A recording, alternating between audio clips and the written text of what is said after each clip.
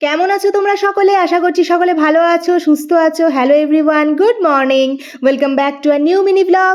প্রত্যেক দিনের মতন আজকের সকালটাও সোকড আমন্ডের সাথে শুরু করছি। আর এই মুহূর্তে মর্নিং টিটা এনজয় করছি বারান্দায় বসে প্রকৃতির মাঝখানে। এরপর চলে এসেছি কিচেনে, দুধে জাল দিচ্ছি কারণ হঠাৎ করেই আমার মিষ্টির জন্য ভীষণ ক্রেভিং হচ্ছিল। ওয়েট লস জার্নিতে থেকে মিষ্টির কথা মুখে উচ্চারণ করা বা কানে শোনা দুটোই মহাপাপ, কিন্তু পাপ পুণ্য অত শত আমি বুঝি না। আমার ভীষণ ক্রেভিং হচ্ছে, ফ্রিজে মিষ্টিও ছিল না, সেই কারণে নিজেই এখন হাতা কড়াই নিয়ে লেগে পড়েছি কাজে।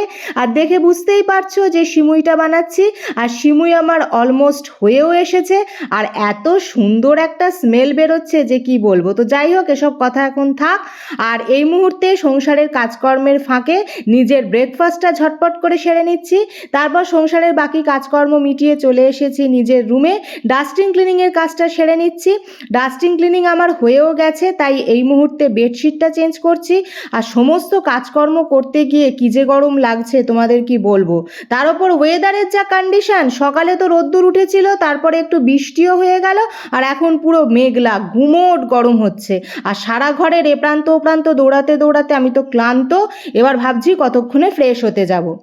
ফ্রেশ হয়ে গেছি, লাঞ্চও কমপ্লিট হয়ে গেছে। আর সারা বারান্দার অবস্থা দেখেছো, সারি সারি জামা কাপড় মেলা।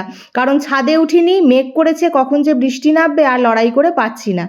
আর এখন তো লাঞ্চও কমপ্লিট, এখন শুধুই অপেক্ষা, কারণ আজকে কোনতে ওর মিটিং থেকে বাড়ি ফিরছে। তো সন্ধ্যের মধ্যে চলে আসবে বলেছে, তো দেখা যাক কখন ফেরে, আমার অপেক্ষার অবসান কখন ঘটে। তবে তোমাদের আর অপেক্ষা করিয়ে রাখবো না। আজকের মিনি ব্লগটা এই পর্যন্তই রাখছি। লাইক শেয়ার সাবস্ক্রাইব করে দিয়ে পাশে থেকো। আজকের মতন টাটা।